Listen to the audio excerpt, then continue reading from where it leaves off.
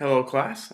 This week, you're going to be talking about, in week number 7, in your discussion forum specifically, how many parts of man are there? So what I'm going to do is I'm going to explain each of the three views, and in your discussion forum, you don't have to explain those three views. You just need to claim one of them that you're leaning towards, at least, if not outright accepting, and go ahead and defend it using theology and biblically based ideas. So the three main positions, the first one is monism. Monism is going to be referring to just one part. Now the most common kind of monism is what is also called physicalism or materialism. So mostly monism is going to be embraced mostly by the naturalist, the atheist, or the skeptic. Basically, anyone who thinks that the material is all there is, well, they're definitely going to embrace monism. There's a kind of Christian monism, or a Christian materialism, and it's becoming a little more popular. It's still very much a minority view, but this view might be held by some Christian philosophers, just a few. And that view basically says that man does not have a soul. There is no immaterial part. He is only constituted by his body. That would seem to require some reinterpretation of some traditionally interpreted texts, so might not want to accept that one. But there's another kind of monism that doesn't just talk about the physical. It's saying one part, but this monism, this one part, is spiritual in nature. So this is even more rare. It denies the physical flesh. This just isn't real. It's not true. It's not ultimate reality. This would be the ultimate reality. There's a Christian example of this. It's George Barclay, and his view was also called idealism. But the idea is that no material objects exist. So if no material objects exist, well then all that man can be is not a material object, but an immaterial object that just so happens to look material. I dare say this also seems to be a view not supported by the scriptures, especially with regards to resurrection in 1 Corinthians 15. There seems to be a contrast between a spiritual body, as Paul says, and a natural body. But if there's a contrast, they can't both be spiritual bodies. You know what I'm saying? They can't both be purely spiritual bodies. So, plus it just seems common sense. This really does seem to be matter. That seems odd that the vast majority of our everyday experience, which is in the physical and the material, is actually false and we're all just hopelessly deluded. That seems not quite right. Now let's look at the other two views. The other two views are what would be called dualism or dichotomy or trichotomy. So dichotomy and trichotomy, 2 parts and 3 parts. What would the 3 parts be? Well, you often hear it, body, soul, and spirit. And what about the 2 parts, body and soul? That's really what it is. Now, oftentimes the debate focuses around a couple of things. I believe it's 1 Thessalonians 5:23, where Paul writes, I pray that your whole body, soul, and spirit be preserved unto the coming of our Lord Jesus Christ. I think it's talking about the day of judgment. One thing, and the discussion tends to center around, and I'll get to this in a minute, it tends to center around whether or not there is a distinction between the soul and the spirit. And of course, trichotomists will say, yes, there is a distinction between the soul and the spirit, therefore we have 3 parts. But let me explain a little bit about that. First, let's take that verse in 1 Thessalonians 5. I believe it's verse 23.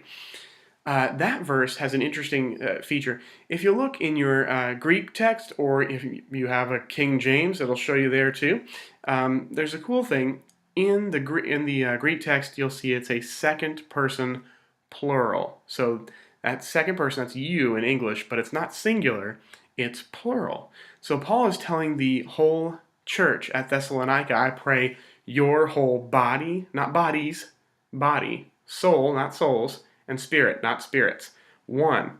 So if we're going to argue that Paul was talking about the constitution of man, he was talking about man being a tripartite being, 3 parts, that really doesn't seem to be in view in the context, and moreover, it's not really supported by the grammar. By the grammar, Paul was seeming to use a metaphor at best that was talking about the church. There. It was talking about, now you can still salvage it, and you can still say, well, that metaphor was standing, as a picture of three parts. I really don't think so. I think it's saying that you stand with your whole, just together as an entire physical body, but also with the same spirit and the same soul. Churches don't actually have souls and spirits and actual bodies. This is all metaphorical. So we don't want to go too far with it in pressing the metaphor and saying, oh, that must match up with three parts. But let me get to something more interesting. Let's look at Matthew 10:28. Jesus is talking and he says, "And fear not them which kill the body, but are not able to kill the soul, but rather fear him which is able to destroy both soul and body in hell." It's kind of interesting that the soul and the body, those are the two aspects of judgment. Where is the third? For another thing, if we're going to cling to 1 Thessalonians 5, and we're just going to kind of engage in what can be called proof texting, well, then we have another problem. And that other problem is I can proof text as well. Matthew 22:37. That says, love the Lord your God with all your heart, soul, mind, and strength. Well, I just gave us 4 parts: heart, soul, mind, strength. And, why not? How can you deny that? But who runs around saying that man is a 4-part being: heart, soul, mind, and strength? And yet we don't want to say any of those things are identical, do we? Do we want to say our heart is identical to our intellect, or our intellect is identical to our strength, or our strength is identical to our soul? No, these aren't just synonyms that are being piled on each other: heart, soul, mind, and strength, necessarily. There's got to be something maybe different. So if you can push for 3 parts there, then I can push for 4 parts here. And, there's that old Libra 2000 commercial series where it's about a soap, and it would say, to help you with all of mankind's 2,000 parts. Well, I guess man is a 2,000 part being, right? No, it's not quite the case. The other issue, on the flip side, those who would be dichotomists, those who would say that there are 2 parts, they might overstate their case a bit when they insist on making the soul and spirit the exact same thing. That makes it a little hard, because then you go to Hebrews and it talks about the dividing asunder of soul and spirit. But notice something cool about that verse. If they're divided asunder, what happened? They were together. That's super interesting, I think, and that's going to be a clue to the right answer. So what do I think the right answer is? I mean, I've shown my cards pretty much. I am a dichotomist. I do believe there are 2 parts. But like Charles Ryrie, I believe it is reducible. These 2 parts are really reducible to 2 categories: the physical and the spiritual, or the material and the immaterial. You see, you can reduce the parts down to those categories, but you can't reduce them any further. So I can take soul and spirit, and I can grant that those are different all day, and I can reduce them down to the immaterial, but I can't reduce them down any further. And I can take the body and parts of the body, and I can reduce them down to the material, but I can reduce them down no further. And then let me give you an example of, let me give you some biblical examples. So let's talk about the judgment. We got Christ judging your body and soul. Okay, now let's talk about the eternal state. Well, you seem to have a resurrected body, and your soul to be absent from the body, to be present with the Lord. So if you die, your soul goes to heaven. Well, there's a third part. Where is that third part? Which one is the real you? Are you not really you when you're up there with God? Is there a part of you gone that's an essential constitution of you? It doesn't really make a whole lot of sense to me. And then consider this. If we're talking about categories, let's talk about the body. This is my hand. So you can see my body, or at least some of it, and you can see my hand. Now, it would be weird for me to say, oh yes, I have a body and I also have a hand, as though my hand were something completely distinct. My hand is not identical to my body. You don't look at this and say, oh, this is just what it is. Randy's body is just a giant hand. No, that's not quite right. There is something different here, and it is a hand. But notice that it is a subpart of my body. You see that?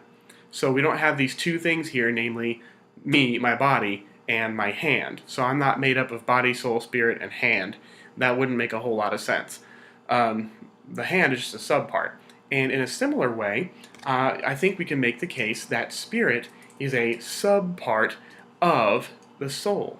You can see this in Genesis 2:7, when God breathed into man's nostrils the breath of life, and man became a living soul. Nefesh, I believe, is the Hebrew word, if I'm remembering correctly. So the soul is what is made living. That is this immaterial breath of God, to use the metaphor. God wasn't taking oxygen and throwing, even though that started the process, but it's not as though God breathes in oxygen and breathes it out and whatnot. So here's the point, though. You can see soul standing for the whole of immaterial man. And yet we can see that the spirit, there might be some times when the Bible clearly references soul and spirit. So instead of always arguing that these must always be the case, I don't have to do that. I can still be a dichotomist and say, just like I don't have to argue that your hand is always just your body, that's absurd, I can argue that the hand is a subpart of the body. And so it is with the spirit being a subpart of the soul. So in turn, I believe in two categories: physical and spiritual, material and immaterial. Body and soul is what it would be called. And this dualism, or rather this dichotomy, this two parts of man, I think is what we see. You're free to disagree with me. I just wanted to give you guys some direction, and I really look forward to seeing what you all have to say.